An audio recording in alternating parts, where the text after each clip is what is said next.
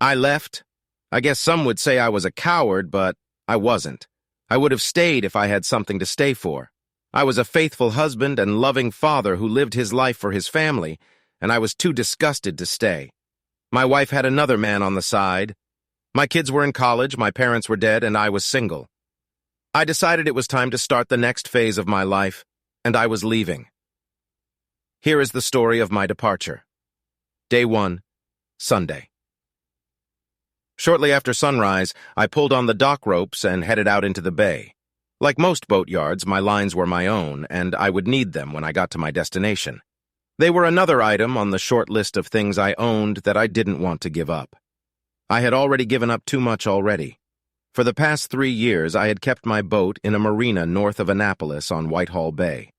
The Chesapeake Bay has been my home for most of my life, and Whitehall suited me just fine. It was a little cheaper than the marinas in Annapolis, and I never needed the social life in the city.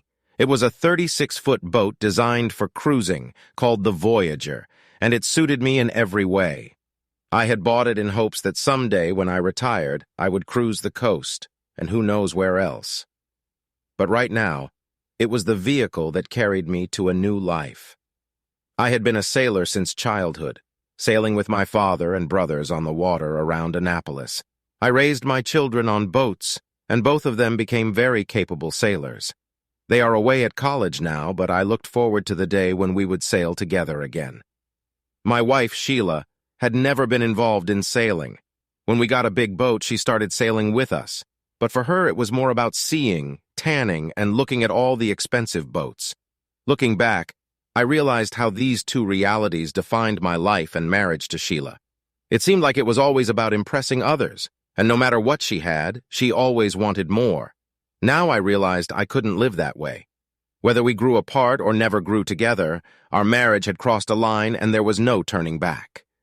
Most of my traveling was limited to day trips with family and friends. I had a large group of friends who either sailed or wanted to sail, and there was always someone who wanted to get out on the water on Saturday. We would leave the problems and worries of life behind, and for a few hours we had nothing to think about but the wind, the waves, and the markers. Markers are buoys and pilings that mark the channel and shallow water where an inexperienced sailor will soon run aground. They guide you and keep you safe in deep water. The Chesapeake Bay is famous for sandbars and harbor entrances that cannot be called straight. But going aground on sand or mud is more inconvenient than dangerous. It's rare to break here, and after enduring a few friendly nudges from passing boats, you'll soon find yourself in shallow water and back in navigable water. Depth gauges help. Modern GPS is great, but a little common sense doesn't hurt. Although I was mostly limited to day sailing, I did manage to do a few weekend cruises and the very occasional week-long bay cruise. Sometimes I had company, sometimes I didn't, but I rigged the boat with a compass autohound and secured the halyards aft to the cabin roof.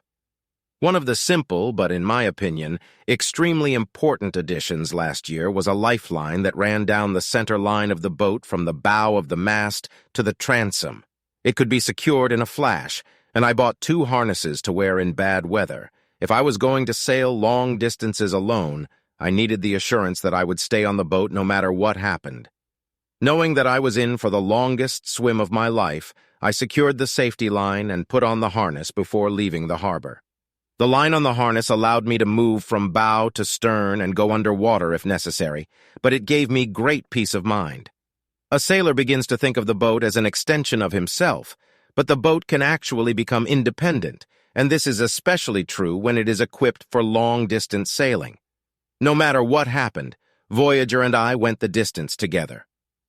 I left Whitehall Bay and headed for the main channel, turning north one last time to pass under the Bay Bridge. The funny thing is that the Bay Bridge is now made up of 2 bridges, but all the locals still call it the Bay Bridge, so as not to confuse it with the bridge tunnel at the mouth of the bay. I avoided the main channel because I wanted to avoid shipping in and out of Baltimore, so I set a course north along the west side of the bay. As I sailed, I pondered.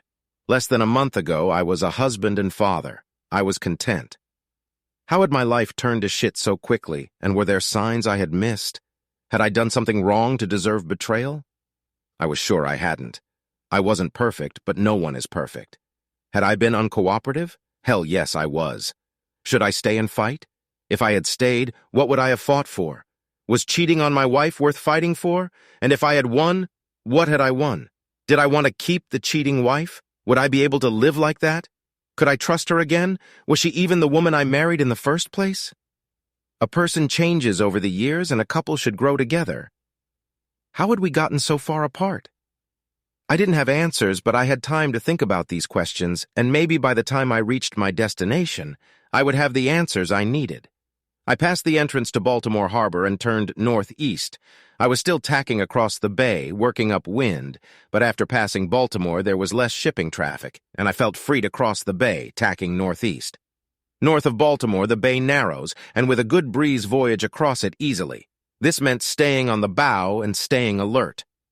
By the time I reached the entrance to Back Creek Channel, it was past noon. This is where my sailing on the first day would likely end, so I lowered and retracted the sails. You don't sail the C&C Canal, and my limited experience tells me that there is never any wind on the Delaware River. You have to be on your guard in the canal because you can run into some very large vessels. On this day, I was lucky, and the canal was virtually clear. It was just me and another vessel headed for the Delaware and one small vessel going to the Chesapeake. It was an easy crossing, and soon I was in the Delaware River heading southeast. I was now in new territory. I had sailed to the mouth of the Chesapeake and up to the head of the bay, but never entered the Delaware. The traffic was heavier, but I stayed out of the shipping channel and by nightfall had rounded Cape May and reached Stone Harbor at the southern tip of the New Jersey coast. It was the first of many long days, and I was in no mood for company, but I reached the Atlantic. I anchored in a secluded cove and settled in for the night. I had a growing list of questions and no sensible answers, but I had time to think and enough to do to sleep at night. Day 2, Monday. I secured my harness to the lifeline and left Stone Harbor before dawn. I had a feeling it was going to be a rough day, and I wanted to be ready for it. I had lived most of my life in sheltered waters, but this morning I was heading out into the unknown, and I was alone. The wind was moderate and steady out of the east, and the sea was higher than in the Chesapeake, so I decided to put a Genoa in addition to the mainsail and jib. The extra power would help us get over the waves, and the wind wasn't too strong to carry an extra sail. I should probably explain something now. The two sails on a cutter are more properly called a yank and a jib, but I grew up on slups with small jibs and large Genoa. I never got rid of the language of my youth, so I refer to Voyager sails as staysail and Genoa. Everyone seems to know what I mean. As I headed northeast along the New Jersey shore, I also checked the weather forecast. A tropical depression was approaching from the south, but it was still 24 hours away, and I had time to enter the sheltered harbor this evening. The Jersey coast is famous for having too few good harbors where a sailor can take shelter during a storm, so I listened to the Weather Channel on the radio. I had an inexpensive solar panel that I could mount on the cabin roof that produced enough power to run the radio and could charge the engine battery if the generator went dead. The Voyager had a small diesel engine, and so far it had been perfectly reliable. But when you're at sea, you want to keep your options open. Sailors of the old square-rigged ships were always wary of approaching the leeward shore during a storm, so I kept an eye on the nearest harbors both ahead and behind in case I needed shelter immediately. Voyager's windward course took her over the crests of the waves and through the troughs. As the wind picked up, the spray got stronger and stronger until it was time to build a lone sailor's shelter, and I set up a dodger that gave me the protection I needed. At this time of year, the water in the Atlantic is still cold, and the wind can chill you to the bone. So I opted for either a dodger or bad weather clothing. With the dodger up, I could enjoy the warmth of the sun, so it was an easy decision. Voyager was enjoying the wind and sea. I was sailing at a good pace, and with minimal attention, the boat handled the sails on its own. As Voyager got into a rhythm and nothing else distracted me, my thoughts went back to that first horrible night. Sheila and I were cooking one of my favorite meals together. I was grilling the skirt steak we'd marinated overnight, and the whole potatoes were wrapped in foil and lying on the hot coals to bake. She made us a great Caesar salad and braised carrots with honey. This is exactly how I always envisioned our free years. We would pamper ourselves and devote time to each other, but it wasn't meant to be. After dinner, after putting away the dishes and grill, We sat on the back porch, sipping drinks, and it felt like the warmest evening of the early summer season. It was then that life as I knew it came to an end. Bill, you know I love you, don't you? Of course I do. We had spent half our lives and most of our adult years together, building careers and raising 2 children, and now it was our time. I looked at her and was puzzled by the expression on her face. Was it fear? Honey, what's bothering you? She turned away for a moment and looked into her glass. Bill, I've met someone I'm interested in. 25 years of marriage accustomed a man to think one way and not the other. Why don't you invite them over to our house? I'd like to meet them too. That's not that kind of relationship. Now I was confused. What do you mean, not that kind of relationship? What kind of relationship is it? She didn't answer my question directly. I want to get to know him better. Sounds good to me. Like I said, why not take him out to dinner sometime? The expression on my wife's face went from frightened to determined, almost angry. She took a deep breath and said, Bill, I'm going to have an affair with him. It won't affect us. I'll still be around you almost as much as I am now.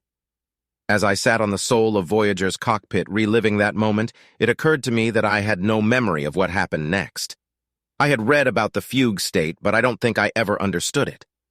When I came out of it, Sheila was yelling at me. Bill, damn it, are you listening to me?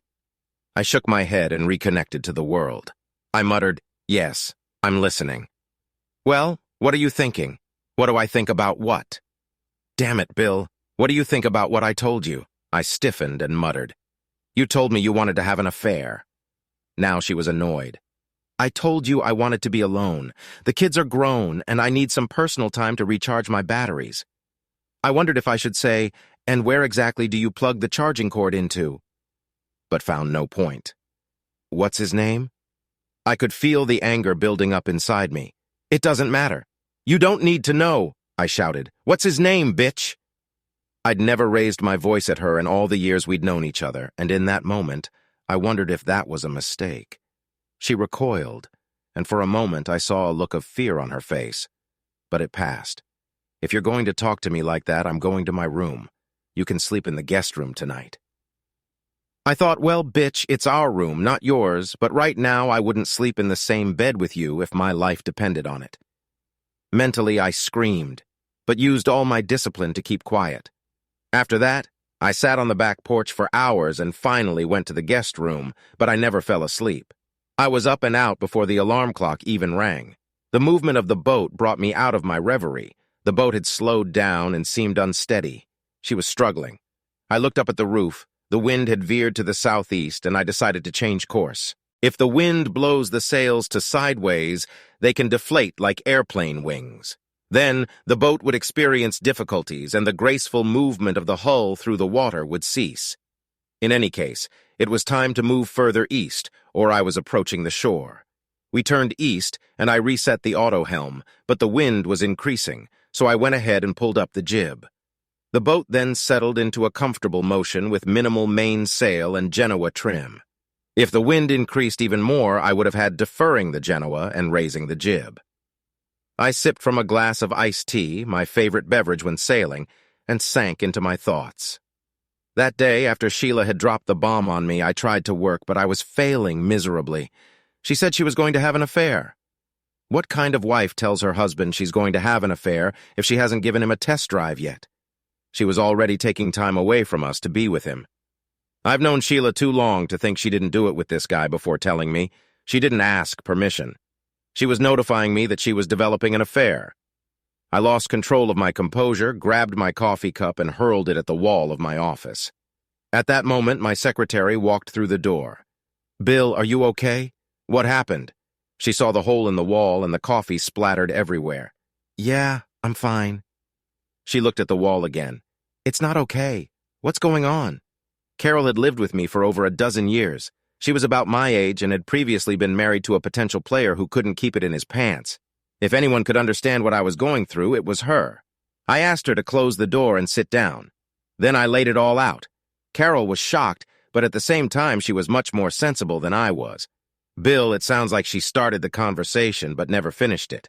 I rolled my eyes and started to speak, but she stopped me. Bill, you need to listen to the story to the end. Maybe she was just thinking out loud or sensing you. You need to find out for yourself exactly what she intended to do. She wasn't wrong, but the thought of having to go back and finish this conversation made my stomach churn. Bill, are you okay? You look a little green. I took a deep breath to calm my mind and then my stomach.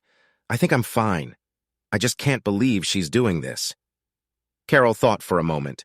She was the perfect assistant. There were aspects of my job that only I could do, but so many things I did poorly. Carol was always 3 steps ahead of me when I needed it. You need to gather your thoughts and prepare.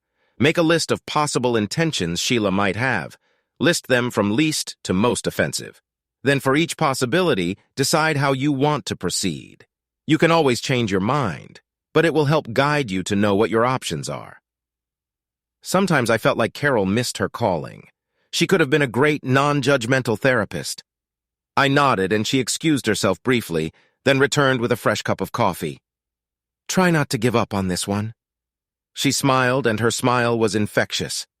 For the first time, I felt like someone was on my side. I spent the rest of that day working on my list. Carol must have distracted everyone who tried to look in on me because it's rare that someone doesn't come to me for instructions. I wrote, crossed off, then started again. Eventually, I decided to put things in order, opened up a spreadsheet on my computer, and started making my list. As I pondered, typing, organizing, editing, rearranging, I explored my options. Somehow the keyboard calmed my mind, and the emotions that had overwhelmed me subsided. My rational mind took control. The longer I thought and the more I typed, the clearer my thoughts became. I had options. I would not become a cuckold. If she thought our intimate life was in the past, then I could leave it in the past more completely than she expected. The time had come, and there was no putting it off. Carol stayed late in case I needed her, and as I was leaving, she said, Bill, when you get home, turn on the recording app on your phone and record this conversation. You might want to replay it later. Like I said, she was always 3 steps ahead of me when I needed her. I left work at the office for the first time since I could remember and drove home. All I had was my list and the knowledge that I wasn't going to be a damn victim in this case. Sheila had obviously already made her decision, but I had options too. Pulling up to the house, I took a deep breath. My thoughts had been organized, and now I needed to get my emotions under control. I would approach this like any other problem at work. I would be rational, calm, and thoughtful, and then once I had all the information, I would make a decision. This went on for about 15 minutes, if not more. She was waiting for me in the living room. I walked in, sank into the chair with my notes, and waited. Are you done with your little tantrum? Damn bitch in hell, I thought. Can we talk about this rationally without you yelling and threatening? Very calmly, or as calmly as I could manage, I said in a monotone voice. I have never threatened you in my life.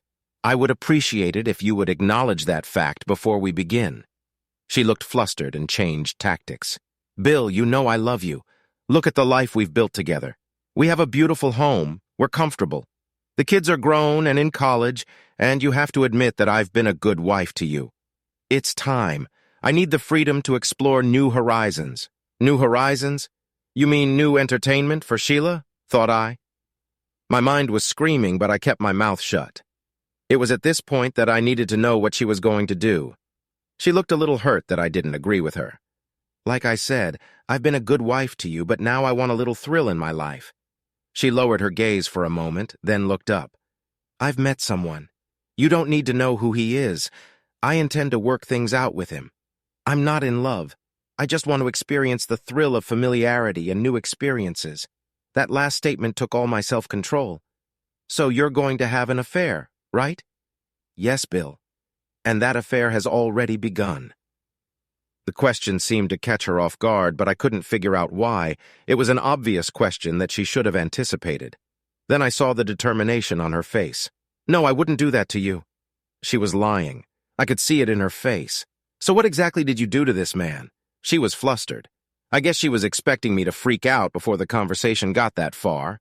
I reminded myself to thank Carol for her cool head and planning skills. A few lunches, a few dinners, and once we went dancing, that's about it.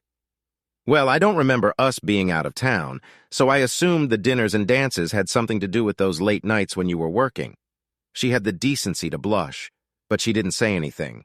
So you're already lying to me. It's just a matter of degree. That seemed to piss her off, but she still didn't say anything. I could see the challenge building up in her face. So how exactly do you see it working? She seemed to gather herself and then continued with what I thought was a prepared script. Well, we thought it would continue as before. We did? Yes, Jor. I mean me and my friend. So you and Jorge planned this together? It sounds a lot like an affair to me.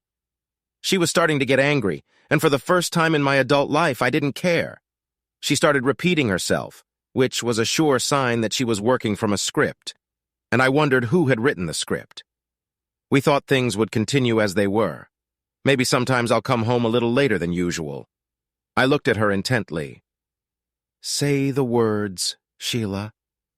She tried to feign embarrassment, but she knew exactly what I was talking about. What words? You're probably coming home a little later than usual because you'll be at his house and you want to take your time having fun with him. At least she had the decency to blush again, I guess. Okay, I get it. What else? Again, she hadn't expected me to move her script forward so quickly. Isn't I think we'd like to get away for a weekend once in a while? It won't be very often, and we won't go somewhere where anyone will recognize us. No one we know will bother you. I thought about what the best laid plans were and laughed at my own joke. What's so funny? I shook my head. Nothing. Are you still trying to convince me that you haven't had sex with this George guy yet? She didn't answer anything, but at least she didn't repeat her lie. I've been working on the list Carol made me prepare. She wants an affair. Bingo. She went out with him behind my back. Check. She lied to me. Check. She's already having sex with this guy. Big check. And she wants to start going away with him for the weekend. That got me to the bottom of the list. The only option I had was divorce. Game over. Let me give you a little gift, Sheila. I want you to pack a bag and go to his place tonight. Spend a few days with him, and then we can talk again when we've both calmed down. But I want to stay here and work this out with you, Bill. I'm still your wife and always will be. I looked at her and imagined my hands around her throat as I squeezed the life out of her. No. You want to leave tonight and spend a few days with your boyfriend. If you don't leave, I don't know what I'm going to do. The fear in her eyes was palpable now. I guess she finally realized the anger that was boiling up inside me. I looked at her, and I know my eyes narrowed. In a monotone voice, using the last remnants of my self-control, I said, when you take away a man's self-respect, you take away his control over his emotions. You shouldn't be here tonight, Sheila. You're not safe. I didn't need to tell her twice. She went to her room, and 10 minutes later she left the house with a small suitcase and left. I was as fit as a fiddle and just sat in my chair until the sun went down. The boat slowed down, and the sails began to fan out. This movement brought me out of my reverie. The wind had retreated to the east. The foresail was still furled to port, and the mainsail was being stretched. Sails are a means of propulsion, and when they go backwards, it's like going off course. The boat slows down, and the auto-helmsman loses control. Once the boat stops responding to the helmsman's actions, the back sails veer the boat off the correct course, and the sailor has nothing to do but drift downstream until the helmsman regains control of the boat's course. When the boat demands attention, one can't dream, so I tipped the last glass on board, lowered the glass onto the cockpit sole, and let go of the front sail sheets. I reacted in time and still had enough rudder to change course, so I turned northeast and set a new course. I sailed far enough away from the shore, and the new course put me back on track, even though I was further east and out of danger from the leeward shore. I pulled up the mainsail and then the Genoa, until the boat was back into a comfortable rhythm on the new course, and went into the cabin to pour myself a new glass of iced tea. For a minute, I wondered if the storm had moved inland, as it often does in the mid-Atlantic states. No matter. When you're at sea, you deal with the reality in front of you and prepare for what awaits you.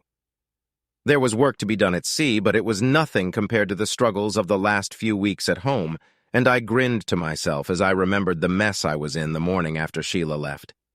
Then I said a brief prayer of thanks that my father had long ago taught me never to drink alcohol when the boat was in motion. You can tie yourself to the mast and drink yourself into a stupor when you're at anchor, but while you're sailing, you stay sober. I carried my glass to the cockpit sole and made myself comfortable. The sails were well tensioned, the autopilot was maintaining the set course, and the sea was getting a little rough. But it wasn't something Voyager and I couldn't handle.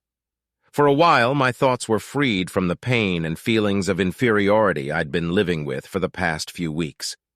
As I looked at the sails, I put my hand on the mainsail to feel the power that Voyager had harnessed, and thought, there is power in this. There is grace and beauty. The sails are driving my boat forward.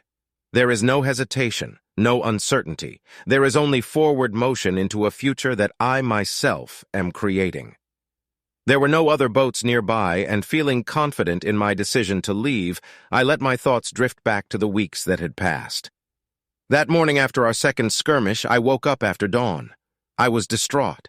Was this really death? I felt disoriented and confused. As the fog in my head began to clear and the events of the previous night came flooding back at me, a splitting headache consumed my brain. I felt as if I had been robbed, and I was both the victim and the attacker. Just in time, I swung my legs over the edge of the bed and pulled myself into a sitting position. I staggered into the bathroom and took a long look in the mirror. The sight was not a pleasant one. I was unfamiliar with this kind of drinking and could count on the fingers of one hand the number of hangovers I'd had in my life. I won't even try to describe what was in the bathroom and hoped I left it all there instead of scattering it all over the carpets and floor of the house. Said I heard the phone ring and practically jumped out of my skin. Shut up. Yeah, that would work. Eventually, the ringing of the phone stopped and all that was left was the ringing in my skull. I took a pack of aspirin and sat on the edge of the bed. Slowly and with great pain, everything began to come back to me. The bickering, the screaming, the slamming of doors, it all came back. Shit! I knew I needed a shower and a toothbrush to dislodge the taste of cat litter from my mouth. Stumbling, I walked back to the bathroom and began the process of tidying up, still operating on my personal autopilot. In time, between the aspirin and the shower, I began to feel human again. As I gathered my clothes from the evening, threw them in the hamper, got dressed, and stumbled down the stairs to the kitchen. I finally began to think straight. I needed coffee. I was hungry, but the thought of scrambled eggs kept my stomach churning, so I grabbed 2 brownies from the box that tasted like cardboard and threw them in the toaster. 20 minutes later, I felt like I could finally take control of my broken life. The phone rang again, and it was Sheila's sister, Birdie. What kind of person names their child Beatrice these days? Birdie and Sheila, their parents should do time for child abuse. I picked up the phone and said, "What?" The outburst did nothing for me. What's the idea of kicking my sister out of her own house? Who the hell do you think you are? She continued on for a while longer. I put her on speaker so I didn't have to hold the phone to my ear and just let her continue until she ran out of breath. When she finally finished, I asked, "Are you done?" She wasn't done, and my question prompted another round of swearing. Not wanting to listen any further, I hung up the phone. The phone rang again, and I let it ring. 10 minutes later, when it rang again, I picked it up and said, "What?" Well, it didn't work the first time. It didn't work the second time either. What's the idea of hanging up on me? Who the hell do you think? I hung up again. 2 minutes later, the phone rang, and a very chastened Birdie said, "Okay, I've already calmed down. May I ask why you think you can kick your wife out of the house?" I simply said, "Put Johnny on." "What?" I said, "Dress your husband. I'll explain everything to him." I knew Birdie and I knew Johnny, and I knew it was time to share the pain. Johnny picked up the phone. "Billy, what the hell is going on?" He always called me Billy and was the only one who did. I liked Johnny. We could be men together when we needed to be and children together when we wanted to be. Johnny was a stand-up guy. "Johnny, I have something to tell you and you need to think about it." Sheila dropped a bombshell on me last night. She announced that she's having an affair and she intends to pursue it. She's already having fun with the guy and wants to start spending more evenings and some weekends with him. Plus, she wants me to be okay with it. A silence hung on the other end while Johnny digested what I told him. "Billy, this doesn't make sense.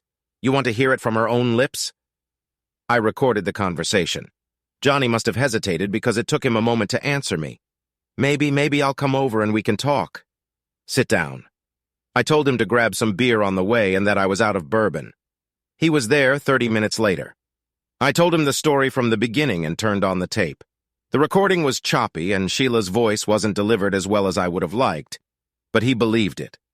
It was then that I began my Scorched Earth campaign. Johnny, you've known these two sisters as long as I have. Can you say they have secrets from each other? Never. So how do you think Bertie knows Sheila was having an affair? He straightened up and for a moment seemed to stare into space. Then he turned to me again, and this time I saw an anger in his eyes that gave me hope. Did you hear the way she pestered me about kicking Sheila out of the house? You think she didn't know why? He heard every word. I knew the man so when he said, I sure as hell hate cheaters. I knew I'd made my point. Bertie wasn't going to bother me anymore. She had her own problems. I took my mind off my thoughts to look up at the roof, then moved to the low side of the boat to get a better look at the jib. The wind had died down, and the sails were pulling well, so I leaned back on the cockpit sole and began to reminisce about the days leading up to the end of my marriage. Unfortunately, the fight that had taken place at Johnny's house that evening had resulted in him kicking Sheila out of the second house in as many days. When there was a knock on the door and I opened it, there stood Sheila asking if she could come home. I made a mental calculation and decided that I was in control of my temper by then. Besides, my course had been chosen. You can stay under two conditions. She nodded, but there was no hint of remorse on her face. First, you must tell me if you have ever entertained your boyfriend in this house. She quickly replied, No, I would never do that with you. But you would have entertained him somewhere else, right? To this, she had no answer. I had anticipated this and was already preparing for bachelorhood, so I said, Second, I've moved into the guest room. You can keep our bedroom until the divorce is final. But she began, I don't want to hear anything from you.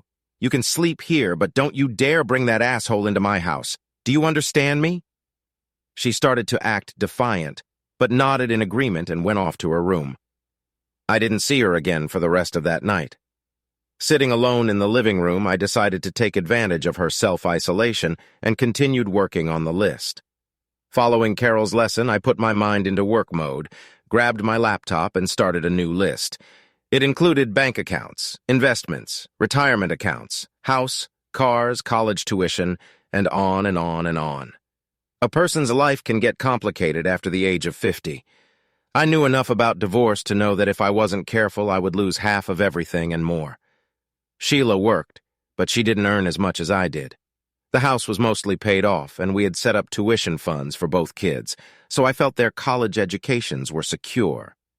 My retirement, on the other hand, would be in jeopardy. I made arrangements to sell the house, but I wasn't going to live in it anymore. It soon became apparent that there were only a limited number of things I could do legally. Any attempt to hide money was going to fail. The short list of things I could do boiled down to just 4 things.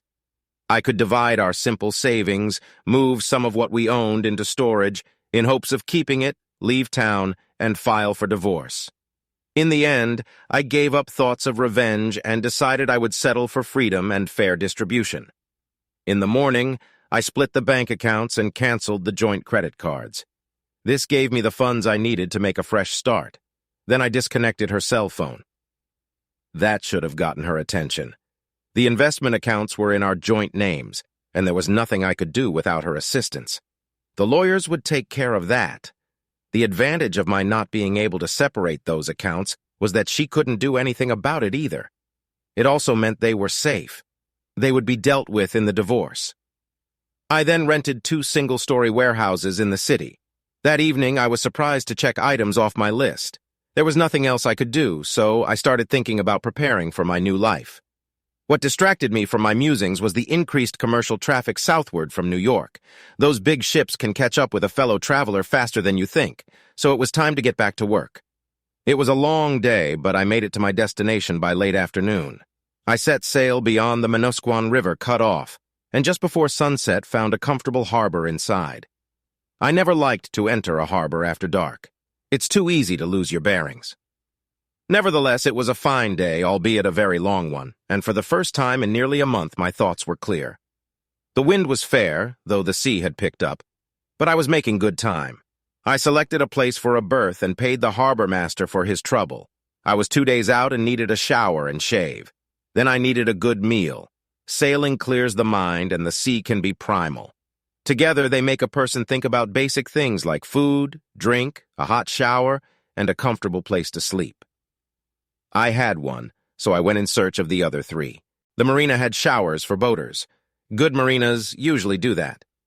Feeling refreshed, I found a place a few blocks from the marina that offered fish and chips with a good local IPA, and that allowed me to accomplish the last two items on my list for tonight. I felt satisfied and tired as I walked back to my boat. It had been a second very long day, and I laid down in my bunk. My last thoughts were of the next day. I suspected that the storm would catch up with me, and I would stay in the harbor until it subsided. Comforted that I was safe, I fell asleep immediately. Day 3, Tuesday, rain and wind. A tropical depression has reached the shores of New Jersey. The rain started in the middle of the night and awakened me from my slumber. I had lowered the Dodger when I secured the boat and thought I had closed enough cabin hatches to keep most of the rain out and let some air in. But a boat at the dock can't rotate freely in the wind like an anchored boat. So if the wind comes up from behind, the rain hits the cabin hatch. The rain whipped across my face, waking me from my slumber. I battened down the hatch, closed and locked the forward hatch, checked the dock lines, and went back to sleep. Morning came, and it was still raining. It was one of those days. I had made good progress, so I could afford to take it easy. What choice did I have anyway? I certainly wasn't going out to sea in a baby storm. The mooring lines held, Voyager didn't resist, and I settled down to get some more sleep. I needed it. When I finally woke up, I decided to make my first hot breakfast of the entire voyage. I started by boiling some water to make coffee. Drinking it made me feel human again. Then I fried some bacon in a frying pan, diced a small jalapeno and added it to the pan, made scrambled eggs in the fat from the bacon, added it all to 2 flour tortillas with a good handful of shredded cheddar and sprinkled with salsa verde, which I had brought just for that purpose. I rolled both tortillas into a tight roll, cut each one in half, and sat back to enjoy the sound of the rain and a hearty breakfast. For the first time in weeks, I felt truly content. I had bought Voyager to sail, not to sleep in. The cockpit was spacious and allowed better sail handling for the standard crew, while the cabin was small and cramped. With the relatively minor changes I had made, it was perfect for one person walking away from their pain. After finishing my meal and drinking my second cup of coffee, I began to think about the day ahead. In the meantime, I pulled out my weather gear and looked around the deck. Everything was just as it should be. The sailcloth cover protected the mainsail, the jib was stowed, the jib was below deck in the bow bunk, and all the halyards were tied down. Everything was in order, and I went back to the cabin, took off my rain gear, and made myself comfortable for a quiet, rainy day. It wasn't quite the day I had hoped for. I knew that as I sailed north, I would have plenty of time to think about Sheila and her betrayal. But I knew that the necessities of the ship would allow me a distraction to interrupt my thoughts. Today, however, there would be no distraction unless I made an effort to do so myself. So I looked around the cabin and found the box of books I had packed for the trip. There were only about a dozen or so books in it. Some of them were my favorites, and a few were new. I packed books not only for the trip, but also for new beginnings. I didn't know how soon I would be back for the rest of my possessions, and I wanted to have something familiar with me to start a new life. Almost instinctively, I picked up Steinbeck's Canning Row. This book had been one of my favorites for most of my life, but now it took on a special significance, as if reflecting my own life. Doc was an intelligent man who appreciated those around him but lived in a state of self-isolation. I turned to the back of the story and began reading the scene at the end of the book, where Mac and the boys throw a party for Doc. Doc has friends who care about him, and soon the party takes on a life of its own. It gets rowdy, the police arrive, and soon join the party, and it escalates, and Doc finds himself on the edge, watching his friends having fun.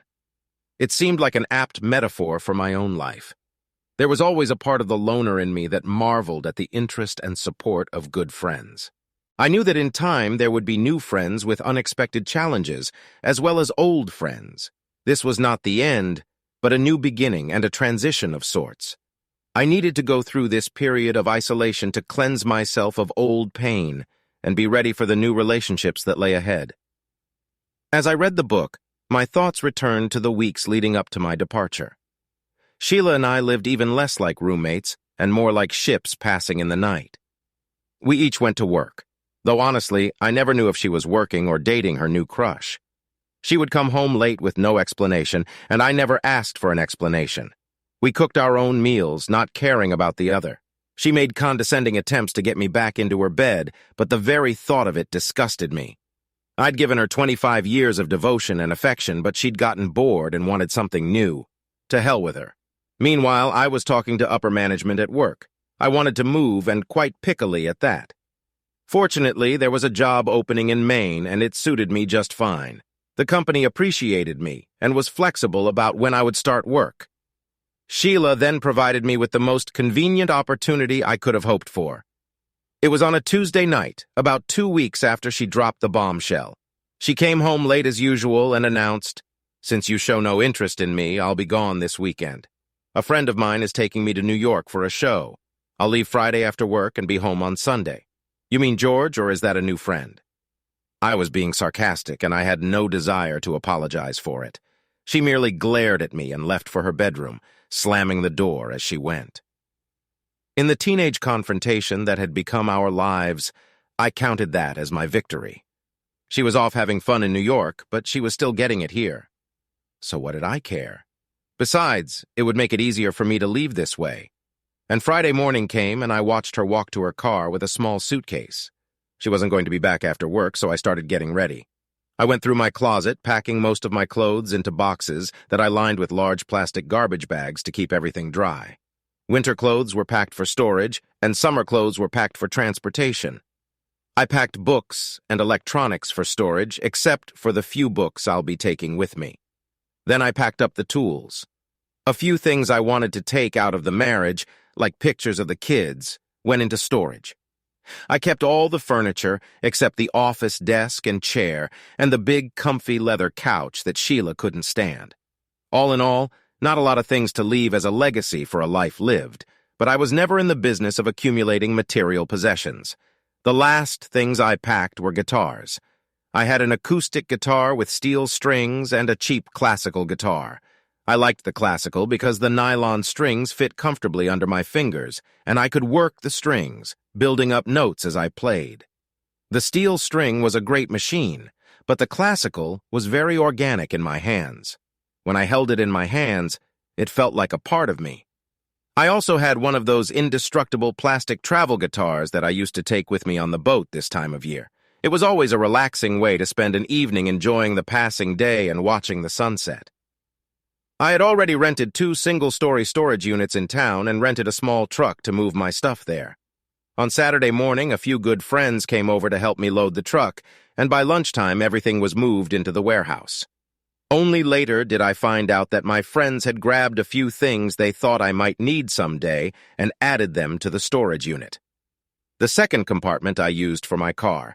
From that point on, I took an Uber or asked a friend for one. A man needs good friends, and I never needed an Uber. I invited my friends over for lunch, and we discussed my plans. Everyone was sworn to secrecy, and as we talked, I was amazed at the disgust they had for Sheila. It turned out that my best friends had never liked my wife, but they had the nobility to never tell me until that day. Later that night, as I prepared for the longest solo swim of my life, I reflected on the true value and graciousness of good friends. "So, Bill, what are our plans now?" Craig asked. Asked Craig. I had known him the longest, and at that moment the thought of not seeing him again caused me more pain and disappointment than breaking up with Sheila. I asked Craig to hold my guitars, not wanting to put them in an unconditioned garage as summer approached, and he readily agreed. I knew they'd be safe with him, and just as well I knew I'd see him again. I have a few things in the house, clothes, and a few books I'll take with me. I think I'll buy provisions tonight and get settled on the ship. Tomorrow morning I will set sail and begin my journey. Are you still heading north? Can't we convince you to stay? That was Pete. I realized now that they were taking turns entering the conversation intentionally or not to let me know they all cared. I shook my head. Too much pain and too many memories. I've already arranged a transfer at work and found an apartment online. That will solve my immediate problems once I get there, and once things settle down there, I'll fly back and get the car in boxes. I'll probably have to rent a small truck and haul the car in a trailer, but that's okay. What are you going to do with Sheila? Jack had a look that could only be described as disgust. I was meeting with a lawyer the week she dropped the bombshell on me. The kids are grown and she has a job. It's going to cost me, but that's the deal. You seem to be taking it surprisingly well. Actually, I'm going to get out of town before I kill that bitch. That elicited a laugh, and I had to smile. I wasn't exactly joking, but the fact that I wanted to start over and end the pain was true. There's only one big question left. Pete leaned across the table, pushed his glasses up on his nose, and looked at me intently. It was hard not to laugh before he finished. Pete is a lovely man, and the furthest from tough of anyone I've ever known. What do you want us to do with George, and how do you want us to dispose of the body? And I don't think another serious word was uttered for the rest of the day. As I sat in the cabin of the Voyager with an unread book in my hands, the sudden rocking of the boat brought me out of my reverie. It was raining lightly, and I poked my head out of the hatch. It was only a lobster boat passing close by, and its noise broke the stillness of the morning. Probably he had refueled for tomorrow. It was unlikely he had left the harbor this day. I shut the hatch cover and continued my meditation. At Saturday afternoon, I said goodbye to the bulk of my friends, promising to send them my contact information as soon as I was settled. Craig drove me to get the last of my belongings at the house. He then escorted me to the grocery store and dropped me off at the marina. After loading up the provisions, I invited him to have a drink with me. Oh yes, I forgot to mention that while packing, I emptied out the liquor cabinet and then deposited it with the rest of my possessions. It turns out that the liquor cabinet I built myself years ago holds better memories for me than the marital bed on which our children were conceived. I spent hours pondering this and similar things. Funny how it only took Sheila 2 weeks to change my attitude about everything in my universe. Craig and I sat in the cockpit of Voyager, sipping bourbon and talking about the surprises and twists and turns life throws our way. You don't deserve this, Bill. I hope you know that. It's not what you did. You were betrayed and made an unacceptable demand. There was nothing more you could have done. I nodded, and in my heart I realized that Craig was right. I wasn't cut out for the life of a cuckold. You know, next to the Chesapeake, I think Maine is the most interesting place I could settle. There's lots of forests and farmland, and the towns are small. The sailing is good, and there are lots of islands to explore, and harbors are up and down the coast. I think I'd like it there. Craig looked at me seriously and said, "Don't forget that if you run aground, it won't be a sandbar you run into. There are rocks everywhere, and if you're not careful, they'll rip the keel off your boat." The thought crossed my mind, but I couldn't let him leave on such a serious note. There's really only one thing bothering me. What's that? Is it okay to put Old Bay on a lobster? It was a silly joke, but we were both born and raised in Maryland and knew that problems could come from the most unexpected places. Maybe more to the point, I was looking for any reason to laugh, if only for a moment. It was the last few hours of my life in Maryland, and I knew nothing would ever be the same again. "Old Bay can be added to everything," said Craig. With those words, we raised our glasses and finished the last of our drinks in relative silence. As the sun was already setting, Craig stood up and said, "You know, I should go home. Are you going to be okay?" I thought for a moment and nodded. I've got a lot to go through, but now that I've chosen to go, I feel like I'll finally be okay. I looked at my friend and asked, "Are we still going to Boston?" "Yes, of course." He hugged me and got out of the boat. As he started down the pier, he stopped and turned around. "You know, none of us are going to tell her where you are. Not your friends, not our wives, no one. Whether you tell her or not, she won't find out from us." I nodded my thanks. I had already decided that I wasn't going to hide. I'm just leaving her. He looked around a few times as he walked to his car. As I stood and watched him walk away, I knew I was leaving good friends behind, but I also knew they would remain a part of my life for years to come. I wondered briefly if Sheila could say the same thing. Left alone, I finished stowing my gear. I found dry spots for the few books and boxes of clothes I had brought with me. With food in some ways, things are both more difficult and worse. Ice keeps for a few days at sea if you don't open the icebox, but only a very few days.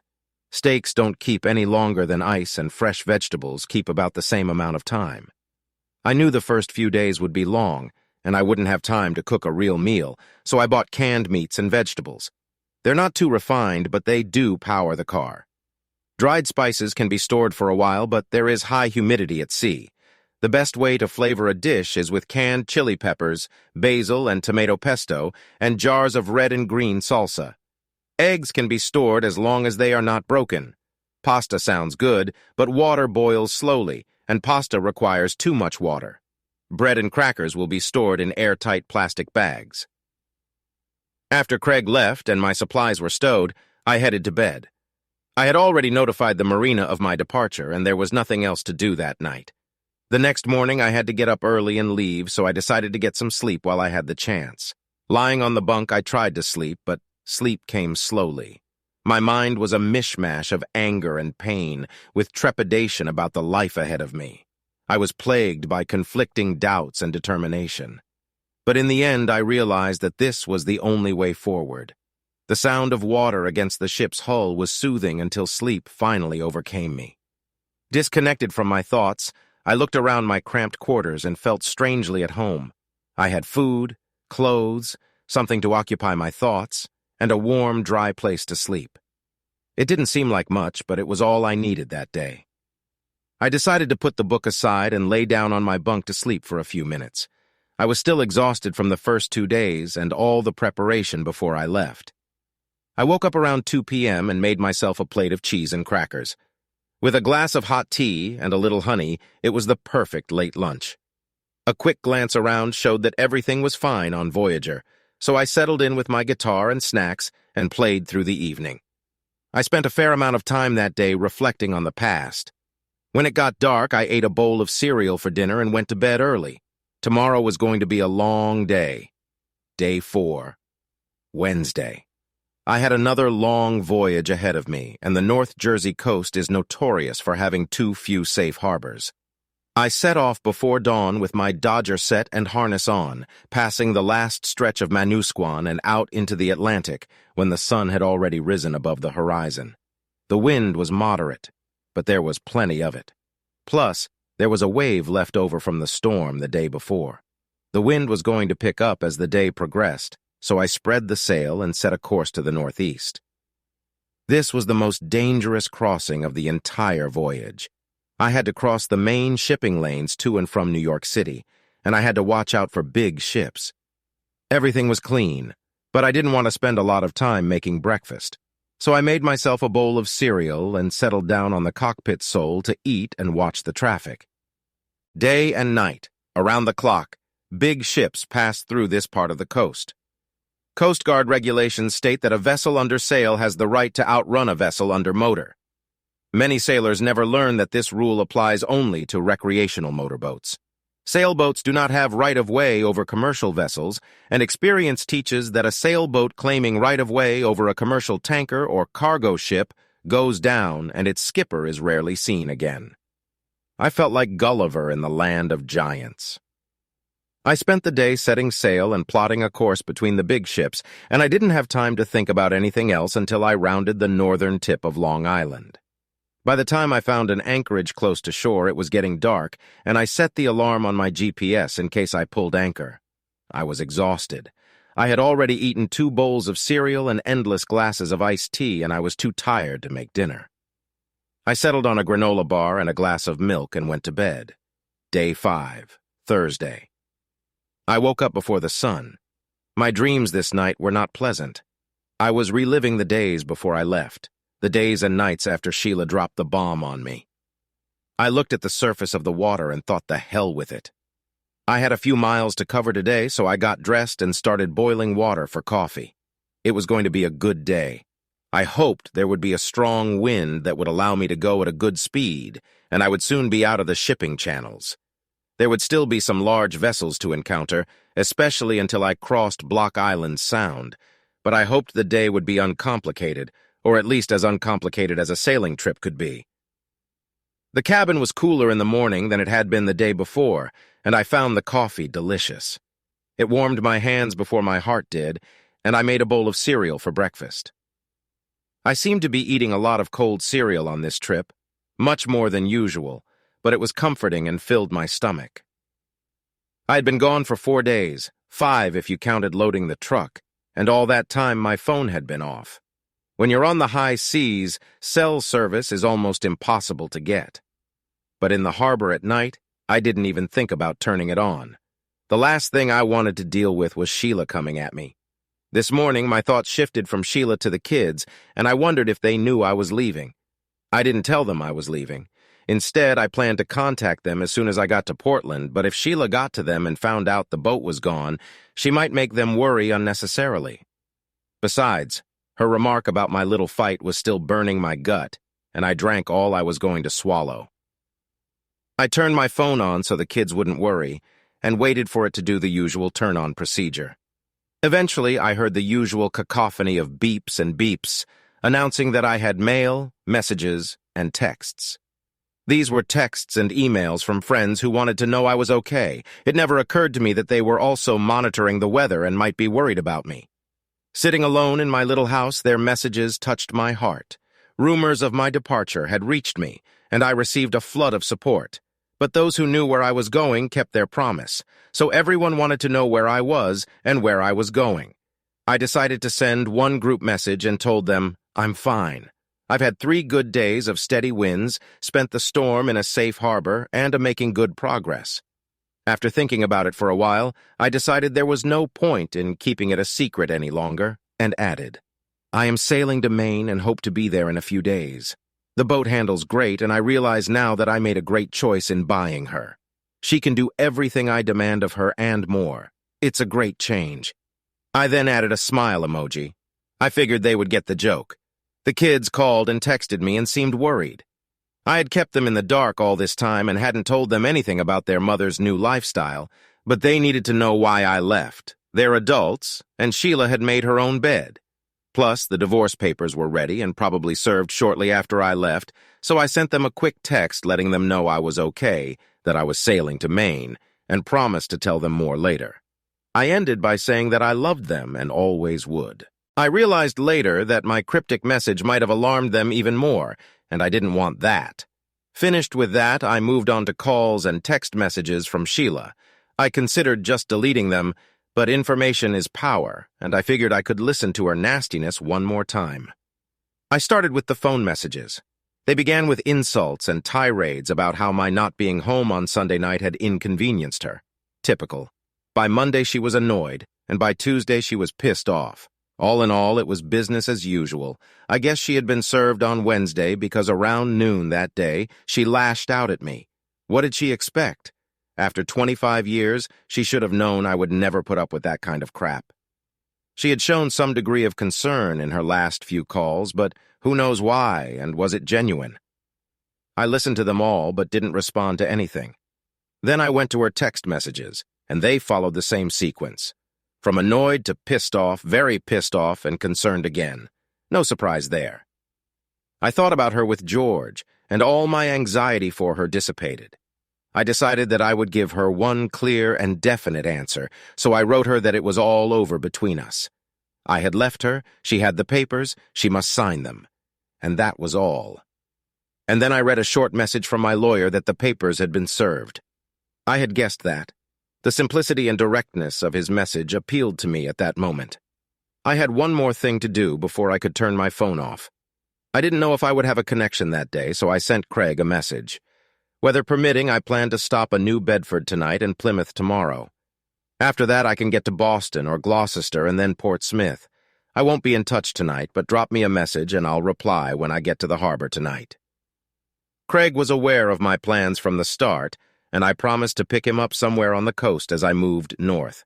By the time I was done with breakfast and phone messages, the sun had already risen, but I had time to enjoy a second cup of coffee, and I sat in the cockpit and watched the sun rise. It was a new day, and for the first time, I felt like it was truly a fresh start. I was halfway there and no longer running from the pain and what I thought was my defeat. Now I was running towards a new life. The fishermen were already on the water when I was ready to drop anchor.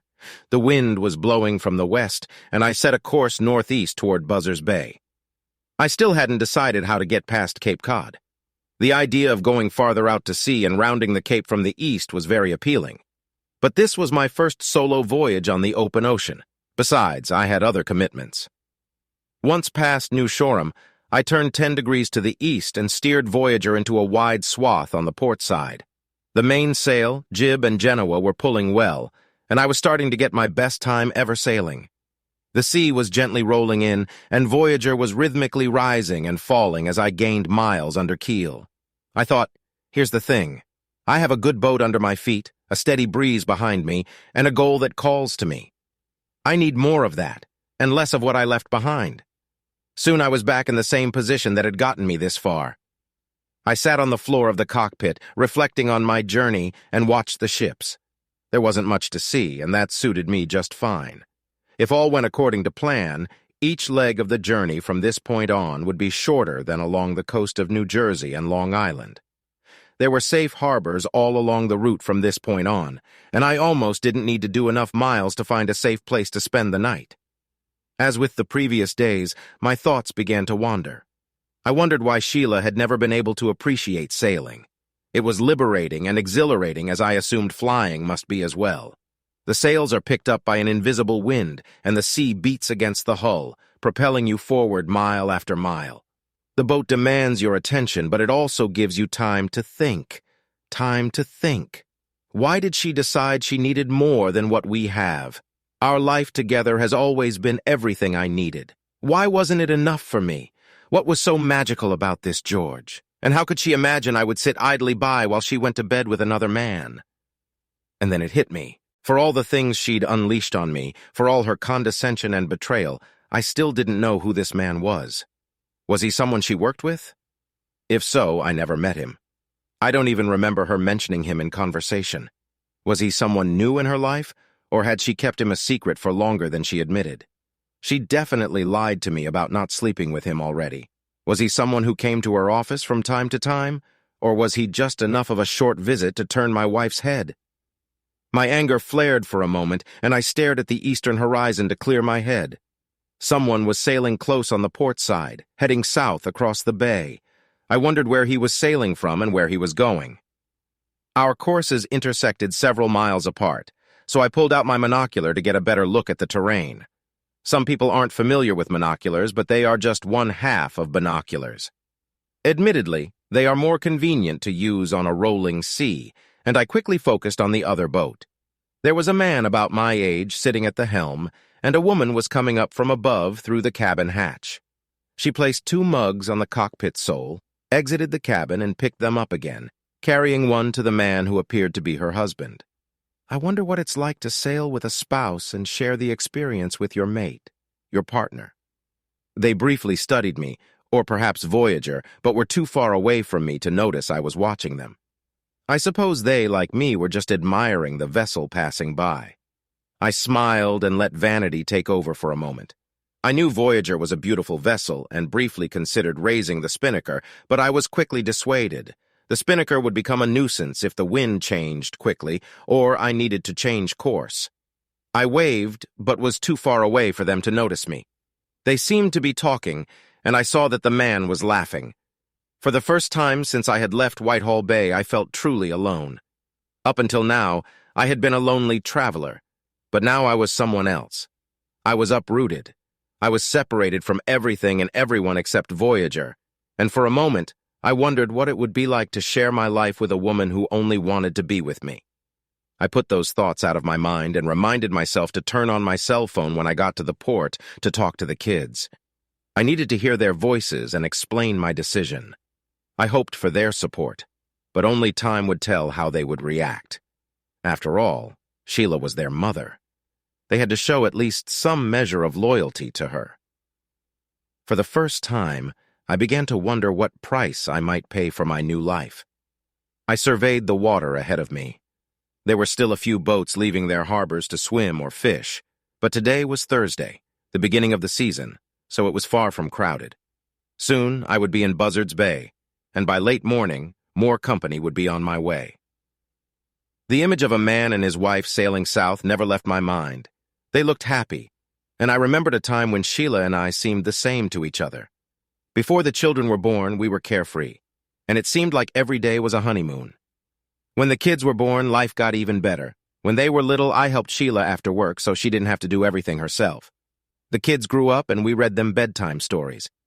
Then they went to school and we helped them with their homework. It was all the little things that family offers parents, and I loved it all. I never felt like I was getting old or that time was slipping away from me. At every age, I felt like I was perfectly fine and living a contented life. When did things start to change? I guess when Sheila went back to work, she became more distracted. I didn't blame her at the time. She had been a stay-at-home mom for 7 years. She needed the freedom and the opportunity to be an adult again. Freedom. What a strange word. I thought the chance to go back to work and have adult conversations again was freedom. She, on the other hand, thought having fun with another man was freedom. Now I wonder if we ever agreed on the meaning of the word or the value of our life together. I was having a good time and wondering when and where I would meet Craig. Hopefully I'll find out tonight. The solo sailing was exciting, but I had to admit that I was now looking forward to the company. Maybe with Craig on board, we can show off a bit and raise the spinnaker. There's another expression that used to mean something else entirely, showing off. I kept pictures of Sheila and the kids on my desk and on the cabinet behind my chair. Every few years, I added new ones as the kids got older. I had a beautiful family, and it was showing off. I packed up these photos when I put things in storage, although the thought crossed my mind to cut Sheila out of them. But she too was part of my past, and it was impossible to rewrite it. I wondered if I would like my new office, and wondered if the kids would agree to having a picture of the three of us on my new desk. Jack was great. He ran my company's Annapolis office. When I went to him to tell him about what was going on with Sheila, he took off his boss hat and put on his friend hat. He never once made me feel guilty for wanting to leave. On the contrary, he sat with me and helped me plan. When I told him I needed to get out of town and start a new life, he was the one who told me about the job opening in Portland. It was the same company doing the same job in a different city. It was a step up for me. Bill, you know I don't want you to leave. I want you to stay here, spit in her eyes, and find the prettiest girl in town to hold your hand. But you know I went through a divorce for the same reason you did, and to this day I wish I had left town and never looked back. I see that damn cheating bitch and her new husband everywhere I go. You never get used to it. I just sat there and nodded my head. He'd lived through it, and I could see what that choice offered me. I wasn't going to live like this. I know a guy who runs an office in Portland. He's a good and stand-up guy. You'll like him. If you want, I'll set you up with an interview. I didn't need to think about it. Make the call, Jack. Tell him I can fly in and do the interview at his convenience. An hour later, Jack was in my office. You have an interview Tuesday morning. Carol is already preparing your tickets and hotel for you. I suggest you stay at least Tuesday night and look at a few apartments. There's no point in trying to find a house right away. It's better to familiarize yourself with the surroundings first. I flew in Monday night and returned home on Thursday. By the time I returned, I had a new job, a new apartment, and a place to mow my boat. Things were looking up, and for the first time since Sheila dropped the bomb, I felt like I was taking my life into my own hands. Thinking back, I told Sheila I needed to get out of town for work, and she never questioned it. She never asked where I was going or how long I would be there. I guess that as much as anything else, said that my marriage was dead. I was now flying a parallel course north, though traveling slower than the jet that had gotten me to Portland a few weeks earlier. I checked the map and satellite navigation and saw that I was approaching the shipping lanes from Providence. I didn't expect there to be much shipping traffic, but it was enough to keep me from thinking about the past. I rose from the cabin floor, poured myself a glass of iced tea, and sat down so that I was comfortable looking in all directions. It was time to pay attention. Better than Providence, there's Newport at the mouth of Narragansett Bay. Some will argue with me, but I consider Newport and Annapolis the sailing capitals of the East Coast. Some will say Annapolis is a close second, and if we're talking wealth, that's probably true. Newport is the traditional home of the America's Cup, and as they say, money attracts money. However, I think on a per capita basis, Annapolis has more dedicated boaters. There are a lot of single design yachts there and a lot of handicap racing. If you add all the professional boaters and recreational fishermen, you get a lot of boats and a lot of marinas and a lot of bars open late into the night. I was passing Newport far offshore and was hoping I would get to see a 12-meter yacht spreading its sails, but I was out of luck today. It was a Thursday and the start of the season, so there were only avid sailors on the boat. I guess I was one of them now. Why wouldn't I be? I had done a solo offshore voyage out of Annapolis and was sailing onward to Maine. Then it hit me. I should start a journal for Voyager. I would document my offshore voyage, recording miles traveled, wind and sea conditions. It would be a record of my new life. It seemed like a good thing to do, but I never did it. It was nothing more than a grandiose, fleeting thought. I've always lived in the moment, and Voyager would be no exception. Instead, I was content to watch the other sailors as we sailed by, and knew they envied Voyager's lines in ease of movement. That was my style. By now, I was well past Newport and sailing at a good pace. The wind had changed to a northwest wind, and I set the sail so that they followed the beam. Now Voyager was really flying. I entered Buzzards Bay, and the sea got a little smaller. I had passed the shipping lanes, and now I had time for a snack. I really wanted an egg salad sandwich, but all the eggs were raw. Not wanting to boil water while the ship rocked on the waves, I settled on a crispy peanut butter and grape jelly sandwich. It turned out so delicious that I ate a second one. My appetite was returning, and I thought that was probably a good sign. Food hadn't appealed to me since Sheila had dictated her terms. Nothing had attracted me at all then. Now I was several hundred miles from home, and even now, thinking about it, I was gaining miles under my keel. I made it halfway across and headed down the slope. Toward noon, I saw a few more boats, but not many. I told myself I was made of sturdier material and laughed. I wasn't sturdy. I just didn't need to be at work. Deciding I'd had enough of thinking about Sheila and the insufferable crap I'd left behind for the day, I settled down on the bench in the cockpit and watched Voyager make her way into Buzzards Bay. She's just lovely. The cockpit allows me to adjust the sails to changing wind conditions, adding or removing sails to keep the rudder balanced and neutral.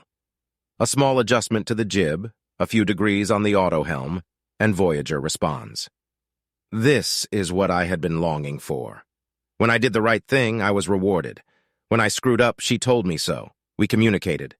This boat and me. We had an agreement, a contract. I would take care of her and she wouldn't let me down. I lowered the sails in New Bedford Harbor and moved upriver. It was easy to find a parking lot close to town and restaurants early in the season, and almost as easy to find a hot shower. I went back to the boat to pull out my cell phone and read a text message from Craig. He was going to meet me tomorrow night in Plymouth. There were messages from the kids, too, full of questions and concerns. I would take my time and answer them tonight.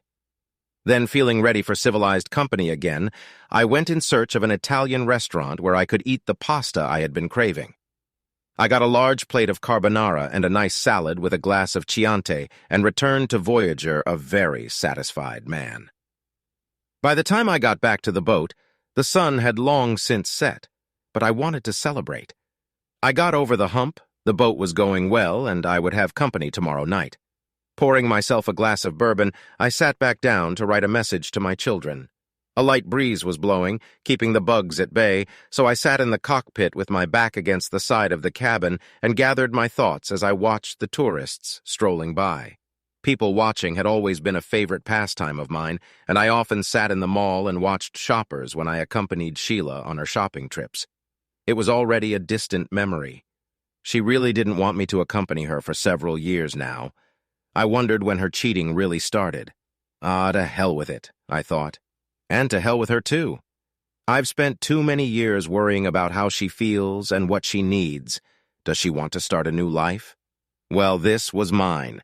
This was the beginning of my new life, and it would start with me sitting on my boat, sipping bourbon and getting my thoughts together. I know that doesn't sound like much, but it was enough that night.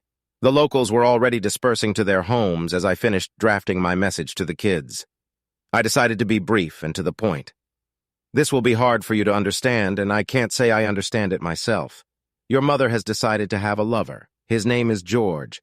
I am not acquainted with him and know nothing about him, but I have no intention of sitting idly by while your mother spends nights in his bed. That's why I left your mother. It's no more complicated than that.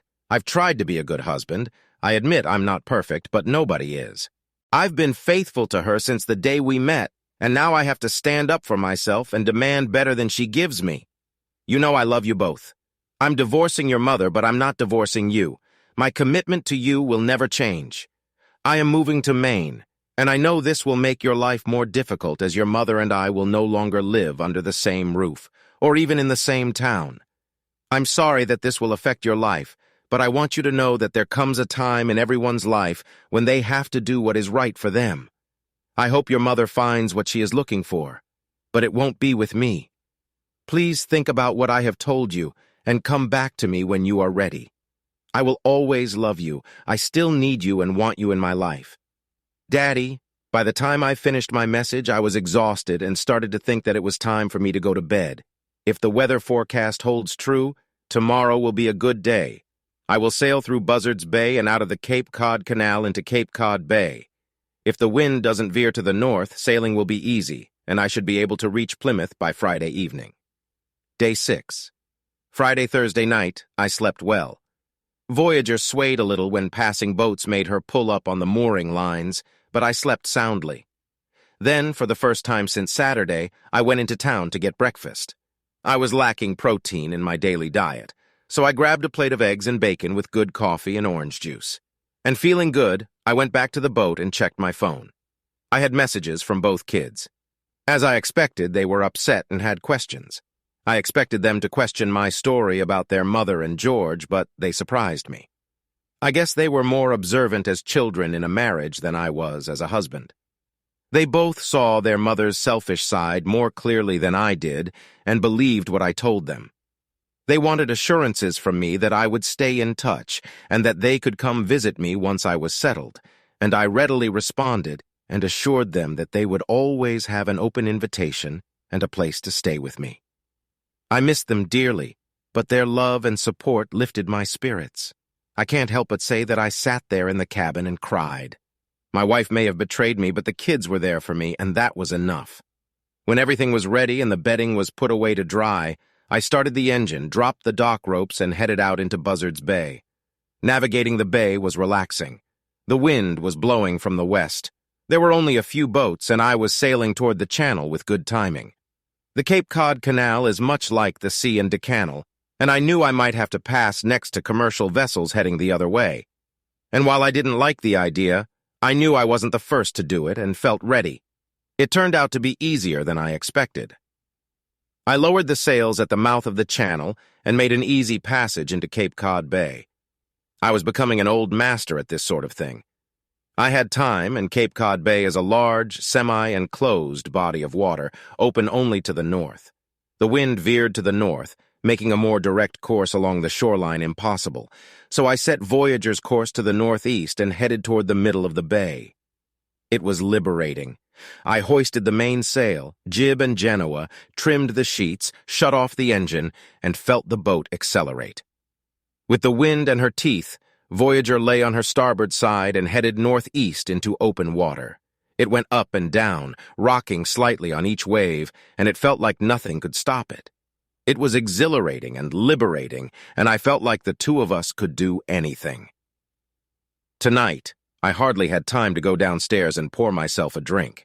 There was no boredom and no sitting on the cockpit sole. I stayed aloft with the wind in my face. I let the auto-helmsman steer the boat, but made sure the sails kept taut and kept an eye on the electronic navigation. Voyager was in her element and sailing beautifully. She was the epitome of beauty, power, and grace. I now felt like I was going forward to build my own life. I can build my life anew. I will rise to any situation. I would be able to take on any challenge. I was ready. That's the kind of feeling a strong wind and a good boat can give. And that's how I sailed into the center of Cape Cod Bay. Reaching the center of the bay, I took a tack to the northwest. It was easy. I set a new course on the autohelm, and as the boat turned to port, I released the sheets of the front sail from the starboard pegs. The sail naturally crosses the center line of the boat, and as soon as it crossed it, I secured the sheets and trimmed the sails. The main sail raked away without too much attention. The transition from port to starboard took about 15 seconds, and as Voyager accelerated, I marveled at how well everything worked. Of course, it would have been faster with a crew, but I did it all myself. The helm was secure and smooth, the sails pulled well, and the hull was surprisingly fast. I checked the navigation, and it appeared that I would easily pass stage point. trying to pass east of Solid Horse and Marianne Rocks and make it to Plymouth before nightfall. As I sailed northwest, I began to think about navigation and those cliffs ahead. In the days before electronic navigation, a skipper made his living by knowing his location regardless of the weather. When fog was coming in, the skipper still needed to know that he was avoiding the dangers ahead. Those cliffs became a metaphor for the decisions that led me here. How did I not notice the rocks ahead when the kids left for college and we became empty people? I assumed things were going my way, but the fog rolled in without me realizing, and the rocks ahead appeared. Was George the rock? Or would it have been someone else if not George? And how many cliffs that I walked around over the years, unaware that destruction was all around me. I told myself it wouldn't happen again. But like the sailors of the old days, we can't live in complete safety. We pick a crew, set a course, and prepare for what may happen. But there is always danger, and a person needs a good crew and a reliable vessel to deal with the dangers and get to a safe port. I grinned and shook my head. Listen to me. I'm a philosophical sailor. What will I surprise myself with next time? Thoughts of Sheila were left behind me again, and without taking my eyes off the sails or the navigator screen, I rushed toward Plymouth. It was a bright and windy afternoon, and Voyager was enjoying the waters of Cape Cod Bay. I marveled at how well she had handled the wind and waves while heading north along the New Jersey shore. But here she seemed to play in the semi-shaded waters of the bay, and I sailed on with a light heart and a free spirit. It was early evening as I was slowly bringing the Voyager into the slip I had rented when I saw a familiar figure standing on the dock waiting to meet me. Craig had beat me to it. He quickly threw me all the dock ropes, and soon Voyager was standing by. You made it just in time, and so are you. How did you get here from the airport? Craig laughed. The whole world is connected by shuttles and cabs. You just have to find the best option, and I had all day to do it. Craig climbed aboard. He was carrying a canvas duffel bag and didn't look like a sailor at all. Where did you get the duffel bag? I used it for laundry in college. I knew it would come in handy again. He smiled, and I was glad to see him. Just throw the bag downstairs and we'll grab a bite to eat. Craig took me literally and threw his suitcase downstairs to the sound of crashing plates and cups. He threw me a sheepish look with a hint of concern. I laughed too hard to be angry. I think you hit the sink. I closed and locked the hatch, and we headed into town. Tonight we were going to have a dinner appropriate to the moment. We were sailors and wanted steak with a glass or two of whiskey to accompany it. Over dinner I told him about my journey, and he told me about what was going on back home. It was getting dark by the time we got back to Voyager. As I unlocked the hatch, promising to pour each of us a bourbon, a voice behind me said, "Excuse me, sir, are you William Harris?"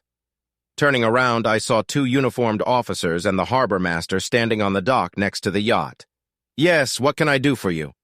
The older and I assume more experienced officer said, "Well, sir, we've been alerted to keep an eye on you. May we come aboard?" I looked at their hard-soled boots and frowned. "We won't take long."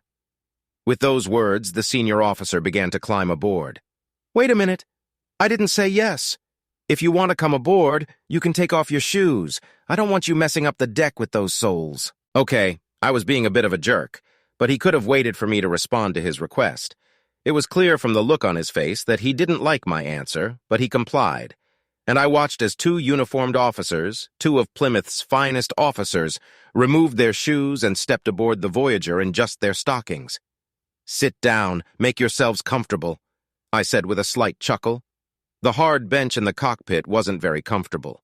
The four of us sat in Voyager's cockpit while the harbor master walked back down the dock and waited for the officers. "What can I do for you guys?" They were starting to look a little awkward, and I suspect they were embarrassed. It probably wasn't the first time they'd been embarrassed. "Well, sir, it sounds like your wife is worried about you. She, or perhaps I should say the Annapolis police, has contacted towns along the coast to let us know that you may be passing through here. She says you are troubled." It seemed to me that he disliked that word more than I did and was looking for a more appropriate way to say it. "She says I'm crazy?" I laughed softly. Did she say I'm emotionally handicapped? Craig smiled, but tried not to laugh out loud. She said you've gotten some disturbing information and you might not be acting entirely rationally. My laughter was no longer quiet, and Craig abandoned any attempt to keep a straight face. Look, guys, my wife dropped a nasty bombshell on me about 4 weeks ago. She's having an affair and she intends to continue it. Our kids are grown. I've been free to make some changes in my life, and I won't tolerate this kind of disrespect. I've arranged a transfer at work and I'm moving my boat to Maine. Nothing complicated. Both officers nodded at this point, and I thought I caught a jealous glance from the older one. The younger officer looked at Craig and asked, "Are you traveling with him?" "Didn't travel, but I do now.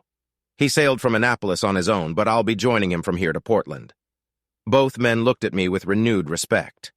"You sailed on this vessel yourself from Annapolis to here?" "Yes." "Have you had any trouble?" "None so far." I smiled at the younger man, and he had the nobility to look a little embarrassed. The senior officer looked around the cockpit, looked forward to the bow of the Voyager, and I believe he recognized a well-equipped vessel that was well-maintained.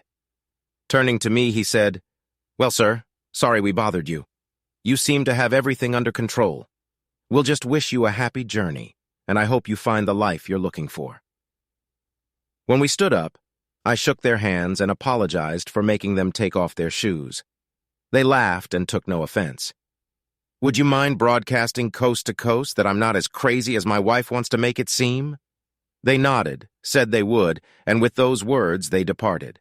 Craig looked at me. "Man, you're never boring, are you?" I didn't have an answer to that question, so I went downstairs to pour each of us a glass of scotch. We spent the rest of the night sitting in the cockpit of the Voyager, sipping scotch and watching people go about their business. When it was time, we went downstairs, made our bunks, and got some sleep. Day 7, Saturday. Now that Craig had joined me, the sailing changed. We could sail longer, taking turns if we wanted to. There were plenty of ports and plenty of choice. We could set aside time to visit coastal islands, change sails more easily and more often, and cook on the go.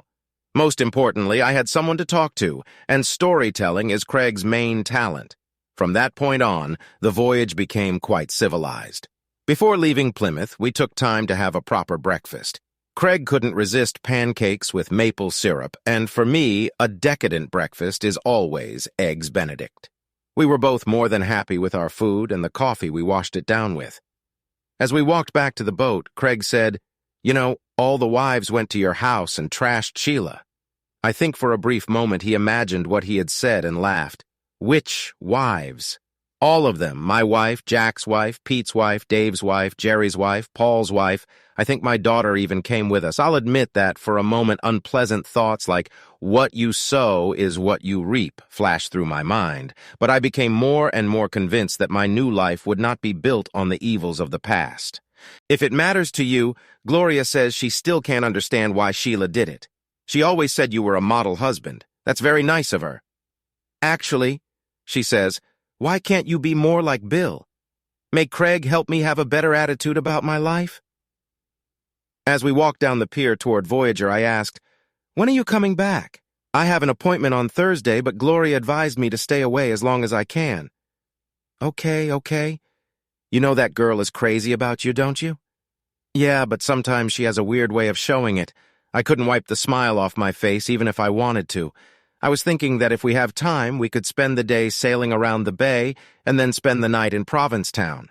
That would open up our options for tomorrow, and we could easily get to Boston or Port Smith if the wind was a tailwind. Sounds like a plan. Have we enough food on board? I think I saw a market somewhere. We have enough food, and Provincetown has lots of great restaurants. We won't starve. So we did. It was great to have company after almost a week of being alone. I felt like I had gotten over the illness and the weeks leading up to my departure, and even though I knew the pain would return, I was ready to be with other people again. I was ready to be human again. We traveled southeast toward Barnstable, not that far, but then turned east and then north again. When there was a danger of reaching Provincetown too quickly, we turned west again until it was finally time to enter the harbor. We just practiced and enjoyed the day. Dinner was excellent, and we ended the day sitting on the deck until late at night, sipping bourbon and talking. Will you ever find out why? Say, I hadn't thought about Sheila all day, and for a moment I was caught off guard. Why? Why did she do what she did? No, she said she was interested in him. I think it's code for an itch she wanted to scratch. She told me she needed the freedom to explore new horizons, whatever that meant. And she just announced that she wanted to do this, George. That's what she said, but she admitted that they were already going to have lunch, dinner, and a little dancing. The way I figure it, if she was telling me even half of what was true, she'd already slept with him. She admitted it. She didn't deny it. Shit, that's so cold. Sorry. No, she's a bitch. There's no doubt about that now. And that was all the explanation she gave you? That was all I could sit through. After that, I moved into the guest room and paid no attention to her. She still came home late, and I cooked dinner for myself. When she announced that she was leaving for the weekend, I realized that Providence had intervened. I could pack my things and leave without having to listen to her wailing. I looked at my friend and said, "That was the first good weekend I've had in a month." This elicited a muffled laugh from me, and we ended our evening sipping bourbon and watching people walk by. Day 8, Sunday. Today we had a decision to make. If the wind was strong and from the right direction, we could head for Portsmouth, New Hampshire. If not, we could head to Boston, which is closer. We got up before the sun, checked the weather forecast, made coffee and 2 bowls of cereal, and then decided to hit the road. I had hardly used the engine since that first day, except to get in and out of harbors and through one channel, so unless there was a tailwind, we could reliably make it to the nearest port. As we left Provincetown, the wind died down, and we optimistically set a course for Portsmouth. The wind was blowing from the west, and we set the sails at close range, making an acceptable speed on a course 15 degrees west of north. We had spent so much time the night before discussing my cruise north and personal matters with Sheila that we never had time to discuss the more routine events of the past week. I shook my head, unable to believe what I'd missed in such a short time. Pete had gotten the promotion he'd been hoping for. Jack's oldest daughter was expecting a baby, and Jerry's wife was pregnant with their 3rd child. You can probably tell that it was common interests, not age, that brought us together. Craig and I reminisced about the arrival of our own children and all the changes they brought to our lives. I think we both secretly wished we could do it all over again, but then common sense and nature took over, and we soon came to our senses. Raising children is a young man's game. We were both fast approaching the time when we would become grandparents, and were looking forward to it. It was explained to me by my dad. Explained to me by his dad that the primary job of grandparents is to spoil their grandchildren. He and my mom had earned that right, and I eagerly awaited my turn. Damn Sheila and her quest for freedom. That was another thing she ruined. I could still be a grandparent, but living apart, we'd be taking turns sharing the experience at best. The wind had freshened and retreated to the southwest, so we loosened the sheets, hoisted the jib, and sailed a wide course toward Portsmouth. Now we had a great time, and the rest of the day was spent sipping hot coffee and iced tea, practicing knots and telling Dad jokes that would have made our grown children groan. The day was coming when they, too, would tell Dad jokes and their kids would groan. Yes, the reckoning was coming. As we approached Portsmouth, it was late, but it was not yet night, and we had one more decision to make. We could go up the Piscataqua River, or we could head a little further east and anchor off Shoals Island. It was an easy decision. We had food, we didn't have to fight the current of the river, and if we anchored offshore, we could lay in the cockpit and look at the stars. The little kids in us won out, and we headed for the Shoals Islands. There is limited human access to the Shoals Islands, but we didn't need to go ashore. As the sun went down, it got chilly, so we went downstairs to cook for a while. We had scrambled eggs with canned meat and chili peppers that we pan-fried, and tortillas to make burritos. We brewed coffee to beat the evening chill, and finished the meal with the last cookie I saved in an Apple S before we left. It may not seem like much, but after a day of sun, wind, and sea, it was a real feast. We took a long sail from the Cape. The sun and wind strips one of all cravings and makes one desire something basic, essential, and real. With jackets on, full bellies, and mugs of coffee, we sat in the cockpit and watched the stars slowly spinning overhead. Beginning to understand why you went north, Bill. It's really beautiful up here. I only nodded in the darkness. The coast here is rugged and rocky, but there are unlimited navigable rivers and harbors to explore. As we sat there, fish started hitting the surface of the water around the boat. Strippers are chasing bait fish to the surface, said Craig. Either that or a bluefish. I guess it could be a tuna. I've never been much of a fisherman. Maybe that's something I need to look into now that I'm here. Craig took a deep breath. I'm jealous, Bill. I really am. I wonder if I can talk Gloria into moving in. I've been here in the middle of winter. If you try, don't bring her back in January. Summer is great, and the fall colors will take your breath away. But winter is very busy, and spring isn't called mud season for nothing. Now Craig was nodding silently in the dark. I didn't think it was anything more than idle chatter, but 2 years later they moved north. Their kids were grown, and they decided there was more to life than traffic and expensive houses. His co-workers thought they were crazy, and they were not so quietly planning their retirement in South Carolina. South Carolina seemed to be the new Florida. Bill, are you feeling better today? The question caught me off guard, and I had to wonder for a moment what he meant. Yeah, I think I am. The farther along I get, the better I feel. I turned to look at my friend. Can I tell you something I'm not proud of? Craig only grinned. Sure. I've been thinking a lot about this voyage north and kept coming back to the same question, which was, why didn't I notice it before? Sheila always wanted more, and she was never satisfied with what we had. I, on the other hand, wanted things that allowed us to do the things we like to do, and I enjoy. She wanted a bigger house and expensive cars so she could impress her friends. Craig interjected, Can I tell you something I'm not proud of? I knew that would make me laugh. Sure. Shaking his head, he said, We've never been impressed with it. And here we were, 2 grown men sitting in the dark under the stars, drinking coffee and laughing like children. As the wind and cold drove us down and we closed the hatch, we poured ourselves 2 last cups of coffee and spent another hour passing the guitar back and forth. Neither of us could impress anyone but ourselves with our guitar skills, but it didn't matter. It was the perfect ending to a perfect day, and we were happy. We went to bed and set the alarm for 6. We still had a good swim ahead of us, but it wouldn't be as long as today's if the wind was steady and strong. The last thing I did before turning in was set the GPS alarm in case the anchor didn't hold. We were surrounded by rocks that would be very relentless if we pulled the anchor. Day 9, Monday. The morning alarm clock found us sleeping in, and we were slowly rising. None of us were as young as we used to be, but these few days we were trying our best to appear so. We decided to set off as soon as we got dressed, and then make our morning coffee when we set sail. There are advantages to having a crew on board. The early summer breeze was again fine, and we were sailing at a good pace. We tried to keep a course that allowed us to get 5 to 10 miles offshore as we sailed north and northeast along the main coast. Looking at the pine-covered west coast, I could almost imagine what the first Europeans had seen. But of course, my imagination was complete nonsense. When Columbus arrived in the New World, there were already over 60 million natives living on the American continent.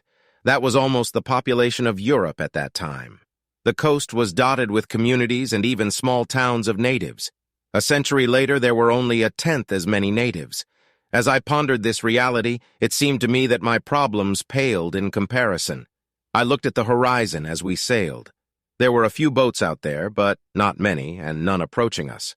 As I watched them, one by one the towns of York, Ogunquit, Wells, and Kennebunk sailed by. Each passing town brought us closer to Casco Bay and our destination. As we sailed past Cape Elizabeth, it was as if I was walking through the front door of what was once my home. I would cross the threshold, drop my briefcase in the living room, loosen my tie, take a deep breath in and out. Only then did I feel the tension leave me. As I rounded Cape Elizabeth, I felt at home for the first time in 9 days. Casco Bay is unlike any place I've ever sailed, long slivers of rock aligned in the same direction. It was formed by the last great glacier that passed over this region, leaving a record of its existence in the very rock of the earth. Craig and I found ourselves on the marine playground, playing like 2 kids on the monkey bars in the park. We were making our way between islands, getting here, docking there, and taking the most indirect route to get to the dock where Voyager was waiting. We laughed with every mile, putting out our best, and the boat reacted like the thoroughbred horse it is. It was getting dark by the time we hoisted the sail and tied up to the pier that would become Voyager's new home. Simply put, it was the perfect day and the perfect ending to my trip with good wind, moderate seas, a capable boat, and great company. We stowed all of our stuff downstairs, promising to tidy up the cabin later, close the hatch, and went in search of dinner. After dinner, we just walked around. Our berth was not in the old port area. I could never afford it. The Voyager was tied up where the city was getting scarcer and more residential, but we found a good place to eat, and the walk was pleasant. To my surprise, we passed other people out for an evening walk and struck up conversations with strangers. If everyone here's as friendly as these, I knew I was going to like my new home. Day 10, Tuesday. In the morning, I arranged for the delivery of the rental car. After getting the car, we headed to the old port area to have breakfast and walk around a bit. I needed to walk and stretch my legs. "What time is your flight?" "I haven't booked it yet. If it's okay with you, I thought I could fly home tomorrow. It doesn't matter when." "Yeah, that was fine with me." My solo trip had burned some of the pain out of my soul, and now I was enjoying the company of a good friend who cared about my settling in. "So you have to show me your new apartment and your new office," and he was deliberately trying to make me laugh. "You're such a girl." Still, it was a good idea. I needed to make sure my new apartment was ready, and it wouldn't hurt to check in at my new office. We crossed the threshold of my apartment. I'd been here once before and knew not to expect much, but the look on Craig's face said he was disappointed. "This is temporary until I get my life settled. This is a place to eat, sleep, and store clothes. I don't need much more than that." "You took it down with the furniture?" I nodded. "Yes, there's no room for your office furniture or tools." "Yes, I've decided to rent another storage unit until I find a permanent place." He said nothing more. He made his way to the bedroom, looked around, and nodded. Without saying anything, he walked around the living room and nodded. Then he made his way to the kitchen. He opened all the cabinets and asked, "Did you bring sheets and a blanket for the bed?" "No." "And towels?" "No. You're short of pots and pans, and you need a kettle." He looked some more. "You need a good pot so you can make stew while you're at work." "Do you have a microwave?" "I don't." "We need to get you a microwave. Besides, the curtains in the living room are falling apart." I looked at him and asked, "When did you become Martha Stewart?" He smiled and held out a piece of paper to me. "Gloria gave me a list of things to check out. Also, you'll need a desk and a lamp if you're going to read." I had to admit that when he was right, he was right. Now I had a list of things to do that should keep me busy and out of trouble for a few days. I walked into my future office, said hello to everyone, and told them I'd be at work first thing Monday morning. Craig nudged the guy closest to him and said, "Ask him how he got here." I briefly told them about my journey north and discovered that I would be working with my type of people. There were sailors, fishermen, and everyone skied in the winter. I knew I would fit in when they made me promise that in the future I would tell them more details about my journey and invite everyone to come along for the ride. I never needed a team again, although I still enjoyed going out on my own from time to time. Every tourist in Newcomer Domain is required, if not required by law, to visit the LL store. Being in Freeport, so that was our next destination. We looked at canoes and fancied ourselves, checked out hiking gear and lied, and then I bought some khakis and shirts for work. It was clearly a more casual office than the one I'd left. That night, we slept on Voyager for the last time. I knew I'd get cozy in my little apartment, but for now, the cramped quarters of my cutter were home to me. Day 11, Wednesday. We got up, dressed, and ate well after sunrise. Today was truly the end of my journey, and I knew that tonight I would be sleeping in the bed of my new apartment. I would sleep on Voyager again when the urge called me, and spent many weekends exploring the coast. But it was time to start getting back to life on land. I drove Craig to the airport and said goodbye to him, then headed to the store for a table and lamp and bedding. The last thing I did that day was move my stuff, books, and guitar from Voyager to the apartment. I got settled in, and it was no more difficult than that. As I loaded my stuff into the car and prepared to leave for my apartment, I took a long look at Voyager and watched her bobbing and pulling fishing lines. She was looking forward to getting back out to sea, and I knew it wouldn't be long before we were out searching together again. I began my voyage north, hoping to leave the pain of one life behind in search of a new life elsewhere. but somewhere amidst the wind and waves, or maybe huddled together in my cramped quarters, Voyager and I made a connection. With her help, I had been transformed and was now ready to face a new life. Epilogue. The kids called almost every night once they found out I was settled. I talked to them more often after the move than I had before. It seems that when they had time to think about it, they understood my decision. A few weeks after settling in, I flew back to Maryland on Friday night after work and spent the night at a local hotel. Saturday morning, I met my friends for breakfast, and then they helped me load the truck. The truck was small, and we filled it easily. No sooner had I loaded the truck on the trailer than I drove back to my old house. It hadn't been more than a month, but now it seemed like an eternity ago. My journey was complete. I knocked on the front door, and when Sheila answered, her face reflected surprise, confusion, and condescension. She invited me in, and we sat down in the living room. She had that damn smirk on her face, so I let her begin. "So, are you finally done with your little fight and ready to get back to marriage?" And I could relate to her better if she said something else. "No, I'm not going back." Her smirk disappeared and she just stared at me. It's funny how someone who betrayed you can continue to think they're irreplaceable in your life, as if you could never do without them. I have a new life now and I'm not going back. You've made your decision and I've made mine. The best thing you can do is just sign the papers and we can both move on with our lives. She tried to negotiate, pleaded, offered just about everything but George, but there was no turning back. A man hopes his wife will love him, but even more, he needs her to respect him. Sheila didn't respect me.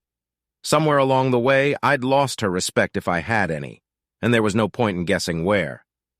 Soon I was driving the truck in Trailer North, following the path I'd taken not too many weeks before. It's funny how at the time my preparations for the move had seemed daunting, but now somehow my old life fit easily into a small truck with my books and tools in the back and guitars in the cab beside me. As then, I spent the night alone some distance north of New York City, and in the morning I made my second solo trip north. This time I was returning to my life rather than searching for it, and I knew that no matter what, I would enjoy the years ahead. I did find love the second time around, and I have friends, both old and new, with whom I shared the journey. But that's a story for another time.